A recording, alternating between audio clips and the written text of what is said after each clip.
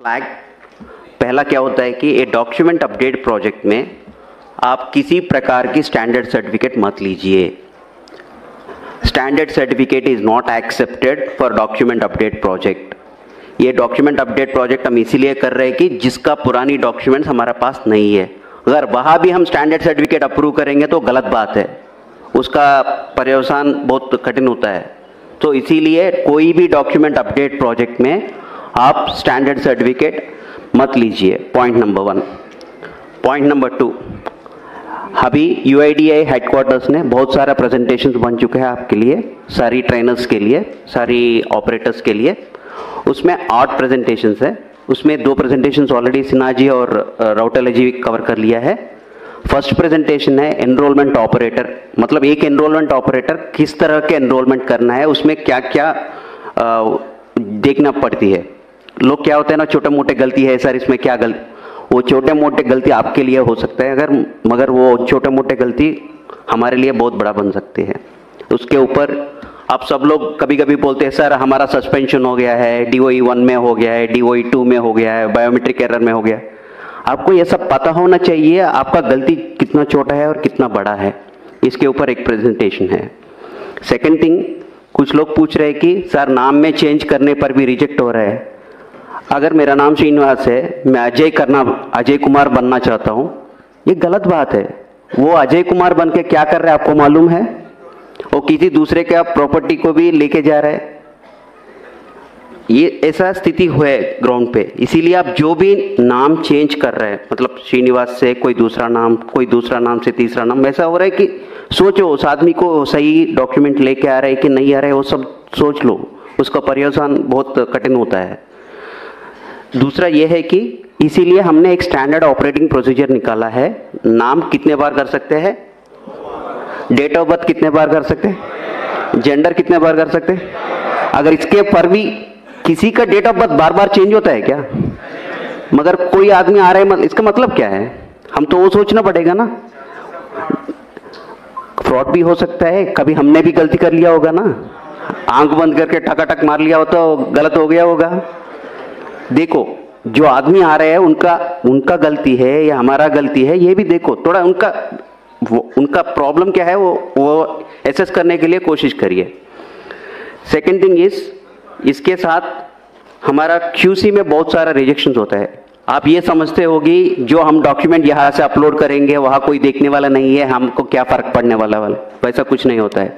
आप यहाँ से जो भी कागज भेजते हैं नीचे पैकेट के साथ, वो सारी बैकग्राउंड में वेरिफिकेशन होता है।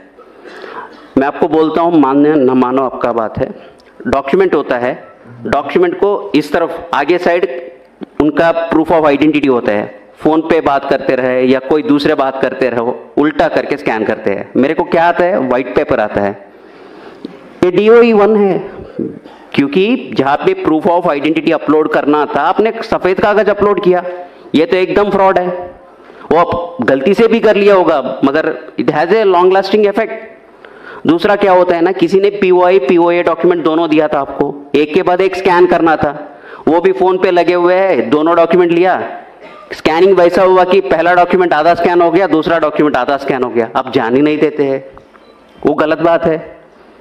तीसरी बात यह है कि ये देखो मेरा 10 उंगलियां है यहाँ पे, ये दोनों में बायोमेट्रिक्स नहीं आ रहे, मगर आप इसको, कुछ लोग ऐसा समझते हैं कि हाँ ये एक्सेप्शन है, हम 8 उंगली को ले लेंगे बायोमेट्रिक और इसको एक्सेप्शन मानते। ये गलत है, बहुत बड़ा गलत है। इसका 2 उंगली है यहाँ पे, इसका उंगली नहीं है, वो अलग सी बात है, ये एक्सेप्शन बनती है, मगर ये एक्सेप्शन नहीं बनती है। इसके लिए भी अलग सा तरीका है। अगर किसी का रेजिडेंट आपके पास आया, उनका 2 उंगली का बायोमेट्रिक्स नहीं आ रहा है, उसको कैप्चर करना है तो डेटा, उसका प्रोसेस ही अलग है। मगर क्या होता है ना, इसको एक्सेप्शन में डाल देते हैं। It is a fraud once again, क्योंकि वहां पे उंगली है, आप इसको एक्सेप्शन मान रहे हैं, कहां से एक्सेप्शन आ गया? ये है one more presentation on this particular aspect. इसके बाद क्या होता है, राउटेला साहब ने बताया था कि किसी ने वो आपको फोन पे बोलता है अभी आधा घंटा में आप नहीं करेंगे तो आपका दुकान बंद हो जाएगी, आपका क्लाइंट बंद हो जाएगी। ये सब क्या होता है, आपको मैसेजेस आता है ना क्रेडिट कार्ड्स वगैरह वगैरह में, आगे आधा घंटा में बिजली का बिल नहीं भरेगा तो आपका बिजली काट जाएगी। वो सब फॉल्स है ना, मालूम है ना आप लोग सबको। वैसा ही आपका सिस्टम को कोई एक्सेस कर रहे हैं तो आप एक्सेस क्यों कर रहे हैं, ये गलत बात है, ये भी नहीं करना चाहिए। इसके ऊपर टेक्निकल एस्पेक्ट्स, मतलब जो चीज आप करना है, जो चीज नहीं करना है, इंफॉर्मेशन सिक्योरिटी गाइडलाइंस क्या है, उसके ऊपर एक प्रेजेंटेशन है। इन एडिशन टू दैट, जो नीचे ग्राउंड पे लोग होते हैं ना, कभी कभी क्या होता है ना, आपको लगता है ये बहुत ट्रिवियल है, इंटरनेट केबल उस दिन ठीक से नहीं लगाया होगा, बोलते हैं आधार वाले ने आज सर्वर चालू नहीं किया, मेरे को सिस्टम नहीं ऑनलाइन हो रहा है। वैसा भी स्थिति है ग्राउंड पे। छोटे मोटे चीज होता है, कभी कभी आपका सिस्टम को रीस्टार्ट करना पड़ता है, एक सर्विस को रीस्टार्ट करना पड़ता है, वो कुछ भी नहीं करते हैं, बोलते हैं आज आधार का सर्वर काम नहीं कर रहे, वो गलत बात है। ये छोटे मोटे, बहुत छोटे मोटे चीज है जो हम मोबाइल सब लोग यूज करते हैं, अगर कुछ हैंग हो गया तो रीस्टार्ट करेंगे तो काम करते हैं। वैसा कुछ चीजें हैं जहां पे आपको जान दे के जो आपको 5-10 मिनट में प्रॉब्लम सॉल्व कर सकते हैं। मगर क्या होता है ना, लोग सोचते हैं कि ये गलत हो गया कुछ, आज सिस्टम नहीं चल रहा है, ये भी गलत है। इसके ऊपर एक प्रेजेंटेशन है, टेक्निकल एस्पेक्ट्स, मतलब आपकी क्लाइंट को कैसा देखना है, उसमें छोटा मोटा प्रॉब्लम्स आ गया तो कैसा करना है। तीसरा प्रेजेंटेशन यह है कि आपको हर दिन जीपीएस आपको सिंक करना होता है, मगर क्या होता है ना, कभी कभी जल्दीबाजी में आप जीपीएस कनेक्ट करने के टाइम पे उसका जो समय देना है 30 सेकंड या 15 सेकंड का टाइम देना है, आप नहीं देते हैं। आपका लैटिट्यूड लॉन्गिट्यूड आता है 00 00 लैटिट्यूड लॉन्गिट्यूड कहाँ पे है, इक्वेटर पे है, वो इंडिया में है क्या? जो उस दिन आपने मान लो 300 पैकेट्स कर लिया, 200 पैकेट्स कर लिया, सब खराब हो गया क्योंकि ये इंडिया में नहीं हुआ है। हमको ये मानता है कि हमारा इंडिया का लैटिट्यूड लॉन्गिट्यूड आएगा तो हम प्रोसेस करेंगे, मगर आप 00 लैटिट्यूड लॉन्गिट्यूड ले ले या कोई दूसरे जगह का लैटिट्यूड लॉन्गिट्यूड, ये सब क्या होता है ना, जल्दबाज में होता है। ऐसा काम बंद करिए। थोड़ा थोड़ा सा 2-3 मिनट का आप टाइम दे दिया तो, सब लोग ऐसा नहीं कर रहे, 1% 2% ही लोग करते हैं वैसा, वो भी जानबूझ के नहीं करते हैं। जहाँ पे टेक्निकल एस्पेक्ट्स पे ध्यान देना है वो नहीं देगा तो ये ऐसा छोटा मोटा एरर्स होता है। ये आपके लिए भी कष्ट है, जो आपके पास काम करने के लिए आया था उसका भी कष्ट है। ये बोलेगा अगर इसके शॉप में जाएंगे तो कभी भी मेरा आधार नहीं आता है, ये भी फैला जाता है तो आपके पास कोई भी नहीं आता है। देखो छोटा सा चीज कितना महंगाई पड़ जाएगी। Now coming back to our original presentation, मैंने इतना सारा बोल दिया, मैंने DOE1 एरर, नाम क्यों नहीं चेंज करना है, जेंडर क्यों नहीं चेंज करना है। कभी कभी क्या होता है ना, आपको मालूम है उसने गलत डॉक्यूमेंट लाया हुआ है, वो बोलता है, जबरदस्ती करता है आपके ऊपर, ये डॉक्यूमेंट अपलोड करो, आप करते हैं, मगर अगर वो आदमी सही नहीं है तो उसका क्या होता है, उसका रिपरकशन ज्यादा होता है, आपको देखना पड़ेगा इसको, देख कैसा होगा। सो उस स्थिति में क्या क्या कंप्लेन, अगर जानबूझ के किया या आपने जबरदस्ती में किया, अगर कहीं वैसा गलती काम हो गया तो व्हाट इज द रिपरकशंस, मतलब आपके ऊपर क्या क्या पड़ सकता है। ये डराने के बात नहीं है, आपको ये सब मालूम होना चाहिए। शायद अभी तक आपको किसी ने बताया नहीं होगा, इसलिए हम बता रहे हैं। हमारा ये उद्देश्य है कि आप सबको ट्रेनिंग होना चाहिए, ये ट्रेनिंग के पार्ट है, या किसी को डराने का या घबराने का बात नहीं है, वैसा मत सोचिए। अगर आप आधार सिस्टम में काम कर रहे हैं, 3 acts are applicable. First is Aadhaar act, second is IPC Indian penal code, third is information technology act. ये तीनों एक्ट के ऊपर FIR डाल सकते हैं अगर गलती बहुत बड़ा है तो। ये किस तरह का गलती हो सकते हैं?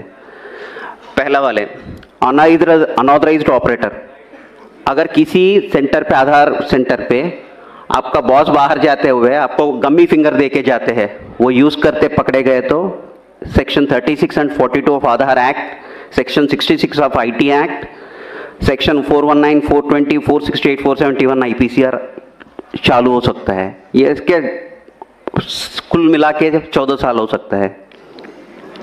तो ये सर कभी सोचना मत, मतलब अगर किसी ने भी आपको बोलेगा अरे यार मैं भाई 1 घंटा के लिए बाहर रहा हूँ, ये गम्मी फिंगर ले लो, काम करो, मना कर लो, बिल्कुल मना कर लो। वैसा काम बिल्कुल ही नहीं करना है, सोचना भी नहीं है। आपको कभी कभी क्या होता है ना, आपको CSC सेंटर होता है कई सेंटर पे, उस दिन घर में कुछ शादी है, कुछ काम है, क्या करते हैं, हाँ यार सिस्टम लेके घर में करेंगे, क्या फर्क पड़ेगा। हमको सब पता चलता है आपका सिस्टम कहाँ होना है। आप सुबह सुबह GPS सिंक करते हैं ना, तब मेरे को पता चलता है आपका सिस्टम कहाँ पे है।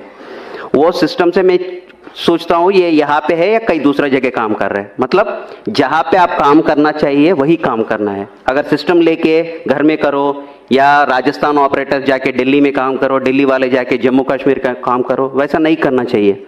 अगर उस तरह का काम करेगा तो फिर से उसके ऊपर ये सारी सेक्शंस चालू हो सकता है। ये सब मत करना है। Next one is ECMP client operator compromised. ये देखो अभी बोल रहा हूं मैं, आप किसी को आपका रिमोट डेस्क दे दिया, आपने आपका सिस्टम को कॉपी कर लिया, इसमें आपको कोई दोष नहीं है, गलती नहीं है, मगर क्या हो गया, आप उसका पार्टी बन गया।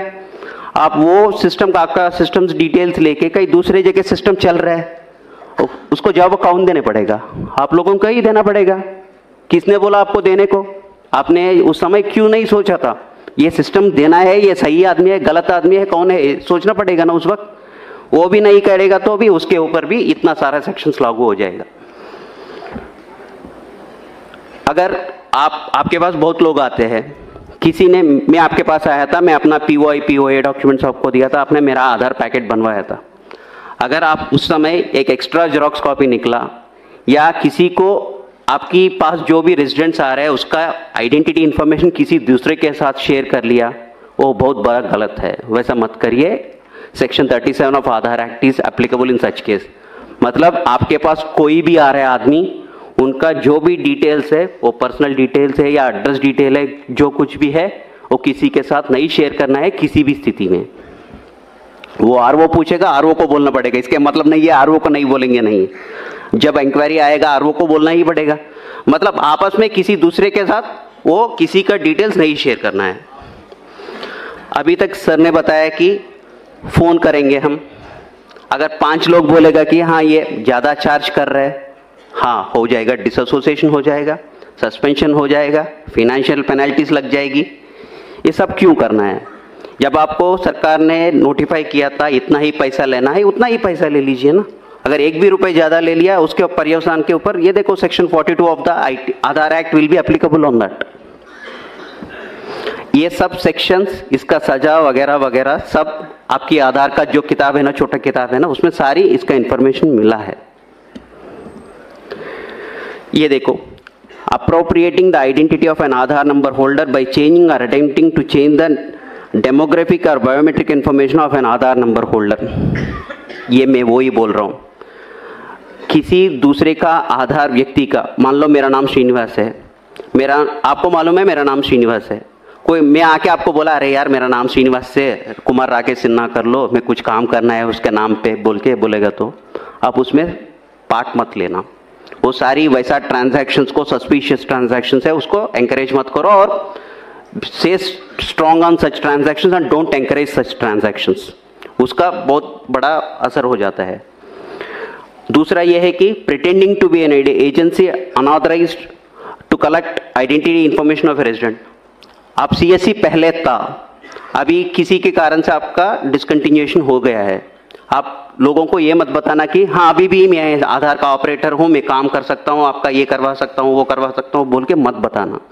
अगर वो भी करेगा वो भी गलत है, उसका भी पेनल्टी 3 साल की है सजा है और 10,000 की पेनल्टी है। और दूसरा यह है कि intentionally transmitting information collected during enrolment authentication to unauthorised person. मतलब आप पहले भी वही बताया था, किसी के साथ आप इंफॉर्मेशन शेयर करेगा तो 3 साल की सजा और 10,000 का पेनल्टी, कभी कभी 1 लाख की पेनल्टी भी हो सकता है कंपनी के ऊपर, अगर कंपनी इन्वॉल्व है तो उसमें। ये unauthorised access to central identity data repository, मतलब कोई दूसरा की तरफ से कंप्यूटर के साथ कोई सॉफ्टवेयर, डुप्लीकेट सॉफ्टवेयर यूज करके जो भी करेगा वो सब ऑलरेडी एक्ट में इंक्लूडेड है।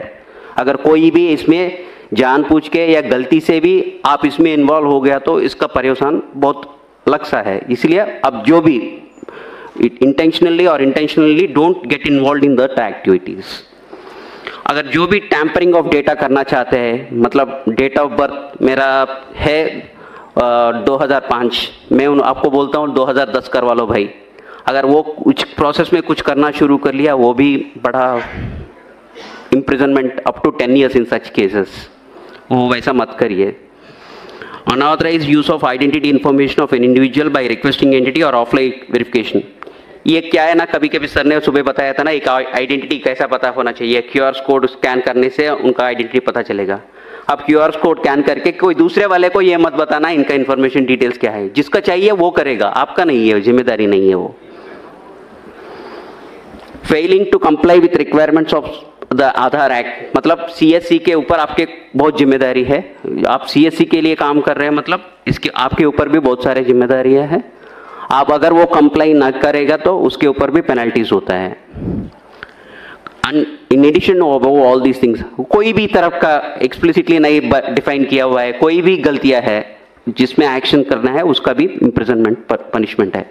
ये आपको सबको पता होना चाहिए, क्योंकि इतना बड़ा प्रोजेक्ट कर रहा है, इसमें कष्ट भी होते हैं और हमारा के लाभ भी होते हैं। लाभ हम सबको मालूम है, कष्ट और नष्ट भी सबको मालूम होने से क्या होता है, हम ठीक से काम कर पाएंगे। जो हम सोचते हैं छोटे मोटे गलतियां हैं, वो छोटे मोटे नहीं होते हैं, उसका असर बहुत अलग सा होता है। अब तक तो मैं आधार एक्ट का पेनल्टीज बताया था। आधार एक्ट के साथ आईपीसी पेनल्टीज भी चालू होता है कभी कभी। पनिशमेंट फॉर क्रिमिनल कॉन्स्पिरेसी, अगर किसी ने स्टैंडर्ड सर्टिफिकेट दुकानदार वाले से ये करके, हाँ वहाँ जाके स्टैंडर्ड सर्टिफिकेट लेके आइए आपका आधार अपडेट बन जाएगी बोलेगा, वैसा एंकरेज करेगा तो वो भी अलग सी बात है। Whomsoever is party to criminal conspiracy to commit an official offense punishable with death or rigorous imprisonment, कुछ भी हो सकता है। जब पढ़ लीजिए, अंग्रेजी पढ़ लीजिए, ये सब इंटरनेट में भी आपको मिलता है। आपको बस ध्यान देना है, अगर इसके ऊपर आप गलती करेंगे तो उसका पर्यवसान क्या होता है। Section 419 punishment for cheating by personation, अगर आप किसी का नाम लेके जाके आधार में अपना डिटेल्स अपडेट करके, मैं वही बोल रहा हूँ ना, मैं श्रीनिवास हूँ, राकेश कुमार सिन्हा बनना चाहता हूँ, वो चीटिंग है। अगर वो भी आप भी जानबूझ के या बिना जानबूझ के भी आप उसमें शामिल हो गया, उसका पर्यवसान सीरियस होता है। 420 ये सबको मालूम है, 420 का केस क्या होता है, गलती जो भी किस तरफ की भी गलती करेगा तो वो 420 में आता है। 467 फोर्जरी ऑफ वैल्यूएबल सिक्योरिटी, मतलब आप फोर्जरी करो या डॉक्यूमेंट को, कुछ लोग क्या कर रहे हैं कि जब आशीष हमारा क्यूसी मैनेजर वो यहाँ पे है, लंच के बाद वो एक क्यूसी के ऊपर कौन सी एरर्स होती है वो सब बताते हैं। वो आपके पास बर्थ सर्टिफिकेट लगे एक आदमी आता है, मगर बर्थ सर्टिफिकेट में डेट ऑफ बर्थ में व्हाइटनर लगा के डेट ऑफ बर्थ चेंज किया है, मतलब डॉक्यूमेंट इज टैम्पर्ड। उस डॉक्यूमेंट को एक्सेप्ट ही नहीं करना चाहिए था, मगर लोग देखते ही नहीं है, जान नहीं देते हैं, वो स्कैन करके अपलोड करते हैं, वो DOE 1 में आते हैं। मतलब जो गलती कर रहे हैं उनके साथ आप उनको सहायता कर रहे हो, क्योंकि डॉक्यूमेंट में जब व्हाइटनर लगा के डेट ऑफ बर्थ और नाम चेंज किया हुआ है, आप उस डॉक्यूमेंट को क्यों एक्सेप्ट कर रहे हैं? एक्सेप्ट नहीं करना चाहिए था। ये भी 468 वही वे forgery, the intention of the forgery is for cheating, उसके लिए पनिशमेंट है। 471 using a genuine forged document और इलेक्ट्रॉनिक रिकॉर्ड, मतलब आपको ये मालूम है ये जेन्युइन रिकॉर्ड नहीं है, फिर भी आप यूज कर रहे हैं इसको आधार जनरेट करने के लिए। सर ने बताया था ना सुबह 11% आपका रिजेक्शन हो रहा है, मतलब आप 10 लाख ट्रांजैक्शन कर रहे हैं, उसमें 1,10,000 ट्रांजैक्शन आर गेटिंग रिजेक्टेड, उसमें 9% of the documents are rejected for want of the proper documents, list of applicable documents. आप लिस्ट ऑफ एप्लीकेबल डॉक्यूमेंट्स से नहीं करते हो, कोई दूसरा डॉक्यूमेंट लेके करते हो, that is a serious offence. In addition to that, जो मैंने बोला था ना, वो white paper scanning, dual scanning of 2 papers एक साथ, जो टैम्पर्ड डॉक्यूमेंट, कभी कभी नाम में गेजेट नोटिफिकेशन भी एडिटिंग कर रहे हैं एडोब फोटोशॉप के साथ। अगर कोई भी आपके पास गेजेट नोटिफिकेशन लेके आ रहे हैं, आप देख लो वो सही है कि नहीं है, क्योंकि लोग उसके भी फोटोशॉपिंग करके आ रहे हैं। थोड़ा जान से रहिए, वो बहुत बड़ा ये पंगा हो जाएगा। आप जो भी डॉक्यूमेंट, कोई भी प्रकार के डॉक्यूमेंट लेके आपके पास आ रहे हैं, specially name change, date of birth change, gender change का कोई भी आ रहा है, अगर वो कोई भी डॉक्यूमेंट लेके आ रहे हैं और उनका एक्सेप्शन हैंडलिंग प्रोसेस में आ रहे हैं, मतलब उनका इंटेंशन सही नहीं होगा। कभी कभी आप देख लीजिए उनका डॉक्यूमेंट सही है कि नहीं है, अगर आप संतुष्ट नहीं है तो आप सीधा सीधा बोल दीजिए कि सर ये डॉक्यूमेंट से मेरे दुकान में नहीं होगा, मेरे सेंटर में इसका अपडेट नहीं चलेगा। सीधा बताइए, कोई गलती नहीं है उसमें। मगर आप जहाँ आप फील होते हैं कि ये डॉक्यूमेंट करने से मेरे को कोई अच्छा नहीं लग रहा है, मेरे को कुछ डाउटफुल लग रहा है, सस्पिशियस लग रहा है, आप उससे दूर रहिए ना, उसमें इन्वॉल्व ही मत हो जाइए उसमें। नाउ हमने अभी तक आधार एक्ट का कानून का सेक्शन सुन लिया, आईपीसी का सेक्शन सुन लिया, अभी है आईटी एक्ट। ये तीनों एक्ट एक ही साथ लागू होता है। अगर किसी ने गलती किसी प्रकार की भी कर लिया तो तीनों एक्ट एक ही साथ लागू हो सकता है। Section 65 tampering with computer source document, मतलब वही है, कंप्यूटर में स्कैन करके अपलोड कर रहे हैं, वही है। सेक्शन 66 कंप्यूटर रिलेटेड ऑफेंसेस, ये वही है, कंप्यूटर के साथ अगर किसी ने डुप्लीकेट सॉफ्टवेयर बनाया उसके ऊपर काम कर रहे हैं, वो भी एक सेक्शन है। Punishment for sending offensive messages through communication service, आप कभी कभी देख लिया होगा व्हाट्सएप ग्रुप्स में या यूट्यूब वीडियोस में देखा होगा, आप मेरे को 500 रुपये दे दो और मैं आपका DO भी अपडेट करवा लेता हूँ, मैं आपका आधार कार्ड PVC कार्ड बनवा के दे देता हूँ। बहुत सारे वेबसाइट चलता रहते हैं, उसमें आप प्रमोट मत करिए, आप उस वैसा मैसेज कुछ भी आया आप RO को रिपोर्ट करिए, ये आपकी जिम्मेदारी है। वैसा कोई फेक वाला वेबसाइट या SMS या व्हाट्सएप टेक्स्ट मैसेज चक्कर मार रहा है तो आपको जिम्मेदारी है RO को इन्फॉर्म करने के, क्योंकि वो इन्वेस्टिगेट करके उसके जो भी एक्शन लेना है वो करेगा। जब तक आप नहीं बताएगा तो, क्योंकि हमको भी सारी चीजें नहीं मालूम पड़ता है, आपका जिम्मेदारी भी है, हमको बताना है ऐसा काम चल रहा है सर, इसको थोड़ा देख लीजिए सर, ये डाउटफुल केस है। This is one more section. Another section is 66B punishment for dishonestly receiving stolen computer और कम्युनिकेशन डिवाइस। अगर किसी ने आपको बोला है कि आधार किट, आपको मालूम है आधार किट जिम में मिलता है, अगर किसी ने आधार किट कहीं दूसरे जगह से लेके आपको बोल रहे कि ये 1 लाख का किट है, मैं आपको 10,000 में दूंगा, लेके काम कर लो, मत करो वैसा, वो भी इसमें पड़ सकता है। Section 66C punishment for identity theft, मैं वही बोल रहा हूँ ना, श्रीनिवास बन गया अजय कुमार, वो तो अलग सी आइडेंटिटी थेफ्ट की बात है, वो मेरा आइडेंटिटी बदल रहा हूँ, किसी का आइडेंटिटी लेके किसी को दूसरे को दे रहा हूँ, कोई डेथ पर्सन का आइडेंटिटी लेके कोई दूसरे को दे रहा हूँ, ये सब थोड़ा देखना पड़ेगा। Punishment for cheating by impersonation using computer source, बस वही है, कोई कंप्यूटर का डॉक्यूमेंट लेके, कंप्यूटर के हिस्सा लेके हमने किसी का आइडेंटिटी चेंज करने का, बदलाव करने का कोशिश किया तो that is a very punishable, seriously punishable offence. बस इतना ही है। अब लंच के बाद I would like to introduce my team. Miss Kirti is there. She is the master trainer. She will be taking care of all the enrollment operations and the standard operating procedures and the exception handling processes after lunch. She will be handling it.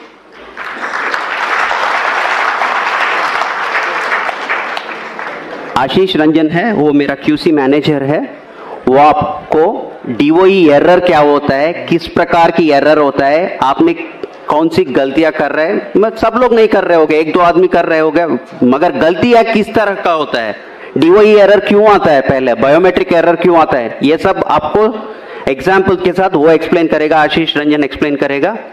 उसके बाद जो मैंने बताया था ना technical aspects, मतलब छोटे मोटे चीजें हैं कंप्यूटर का, वो भी नहीं देखते हैं बहुत लोग, वो देखने का क्या क्या देखना होता है, इंफॉर्मेशन सिक्योरिटी का क्या क्या देखना होता है, वो सब आपको मेरा TTNC टीम वहाँ पे धर्मेंद्र वगैरह है वो लोग बताएगा।